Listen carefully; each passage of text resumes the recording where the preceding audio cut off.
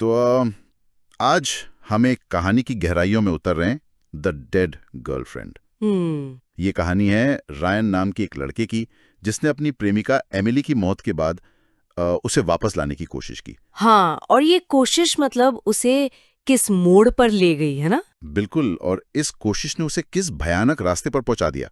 हमारे पास बस यही एक स्रोत है, ये कहानी। ठीक है। तो आज हम इसी पर बात करेंगे कि दुख और हताशा इंसान से क्या कुछ करवा सकते हैं, और इस कहानी के मुताबिक मौत को उलटने की कोशिश के वो नतीजे क्या हो सकते हैं। हाँ, ये असल में एक तरह की चेतावनी जैसी लगती है। तो हुआ यूं कि रायन, उसकी प्रेमिका थी एमिली, उसकी कार एक्सीडेंट में मौत हो गई और वो बिल्कुल टूट चुका था। जाहिर है बहुत बड़ा सदमा था उसके लिए। हाँ, वो इस सच को मान ही नहीं पा रहा था।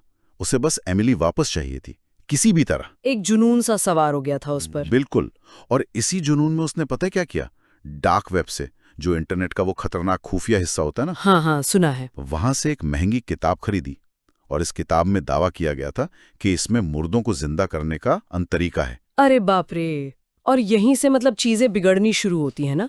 ये दिखाता है कि कैसे गहरा दुख इंसान की सोचने समझने की शक्ति छीन लेता है। हाँ, वो तर्क भूल गया बिल्कुल।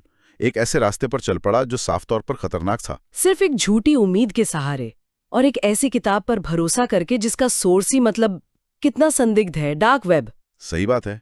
और देखो वो करता क्या है। रायन कब्रिस्तान जाता है, एमिली की कब्र खोदता है और उस किताब में लिखे अनुष्ठान को पूरा करता है। ओह, इसमें जानवरों की बलि देना और उनके खून से एमिली के शरीर पर छिड़काव करना, वो सब शामिल था। कितना भयानक! और यकीन करना मुश्किल है, पर कहानी के हिसाब से एमिली की आंखें खुल जाती हैं, वो वापस आ जाती है। लेकिन ये वो वापसी तो नहीं थी जो रायन चाहता था, है ना। कहानी तुरंत ये साफ कर देती है। बिल्कुल नहीं, ये कोई चमत्कार नहीं था, बल्कि कुछ और ही था।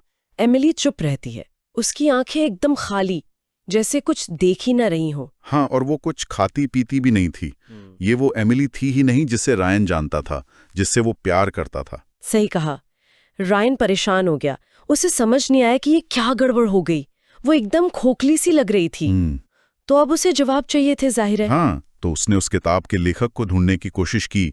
उसे लेखक का नंबर मिला कहीं से, पर फोन उठाया एक महिला ने। अच्छा। पता चला कि लेखक तो मर चुका है और वो महिला उसकी पत्नी थी, और उसने भी अपने पति को वापस लाने के लिए यही अनुष्ठान आजमाया था। अरे, उसी ने? हाँ, लेकिन नतीजा, उसके पति के शरीर पर किसी बुरी ताकत ने कब्जा कर लिया था। बाप रे!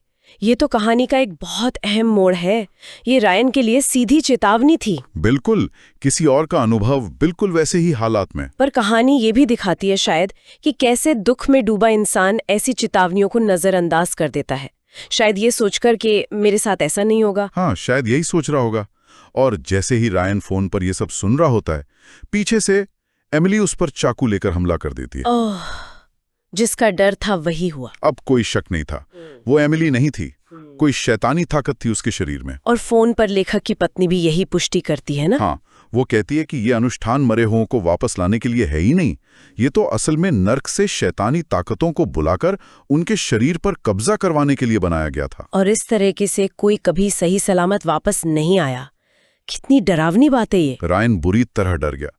उसने मदद के लिए अपने दोस्त मार्क को फोन किया, जो पुलिस में है। अच्छा, पुलिस वाले दोस्त को। हाँ, मार्क पहले तो यकीन नहीं करता, पर जब वो दरवाजे पर उस वहशी एमिली को देखता है तो उसके होश उड़ जाते हैं। जाहिर है। हालात काबू करने के लिए मार्क उस पर गोली चलाता है, शायद ये सोचकर कि वो तो पहले ही मर चुकी है, और फिर दोनों मिलकर उसे कुर्सी से बांध देते हैं। यानी दानव कह रही है, वो एक भयानक आवाज में बोलती है। क्या कहती है वो? वो बताती है कि असली एमिली तो हमेशा के लिए नर्क में जल रही है, और उस दानव ने उसकी जगह ले ली है। ओह! वो रायन का मजाक उड़ाती है कि उसी की वजह से एमिली की आत्मा को शांति नहीं मिली।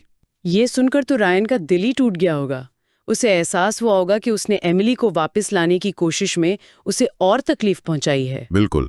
अब उसके सामने एक ही भयानक रास्ता था, एमिली की आत्मा को आजाद करने और उस दानव को खत्म करने के लिए शरीर को जलाना होगा। जलाना होगा? ओह, मार्क ने मदद की होगी। हाँ, माँ की मदद से वो ऐसा ही करता है, और जैसे ही शरीर आग की लपटों में घिरता है, एक पल के लिए एमिली की असली आत्मा दिखाई देती है। सच में? हाँ, वो रायन से कहती है कि उसे वापस नहीं लाया जा सकता था, और अब उसे जाने दे, विनती करती है। ये कहानी का शायद सबसे दर्दनाक हिस्सा है। रायन को अपनी प्रेमिका को दूसरी बार खोना पड़ रहा है, और इस बार अपनी गलती का एहसास करते हुए। ये दिखाता है कि जाने देना कितना मुश्किल पर कभी-कभी कितना जरूरी होता है। बिल्कुल। रायन भारी मन से उसकी बात मान लेता है। शरीर जलकर राख हो जाता है। वो दानव चीखते हुए खत्म हो जाता है।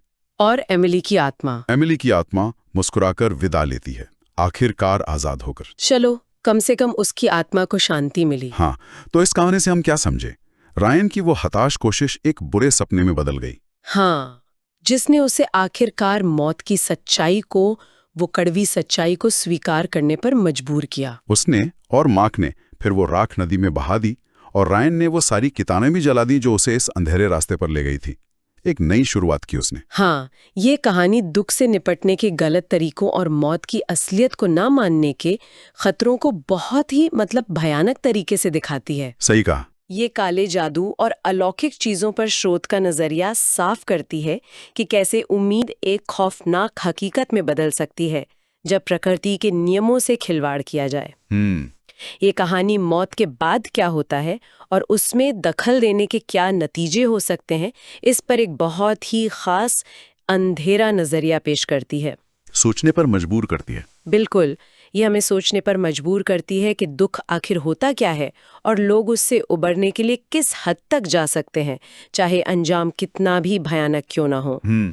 किसी अपने को खोने के बाद सच में जाने देने का मतलब क्या होता है, ये सवाल ये कहानी छोड़ जाती है। अगर आपको ये वीडियो पसंद आया तो वीडियो को लाइक करें और चैनल को सब्सक्राइब जरूर करें। और यही कहानी अगर आप इंग्लिश में सबटाइटल के साथ देखना चाहते हैं तो मेरे इंग्लिश चैनल स्टोरी ग्लाइडर को जरूर चेक करें। मैंने चैनल का लिंक डिस्क्रिप्शन में दे दिया है। वीडियो देखने के लिए आपका बहुत बहुत धन्यवाद।